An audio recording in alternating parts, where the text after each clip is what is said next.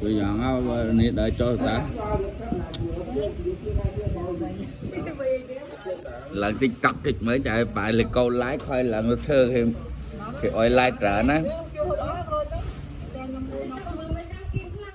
Dục là bật mở TikTok ở trên tiền là sẽ đáp.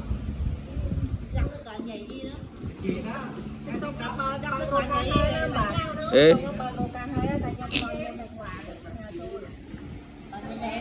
Dục muốn bán tiền mà dục muốn bán cam rỉa.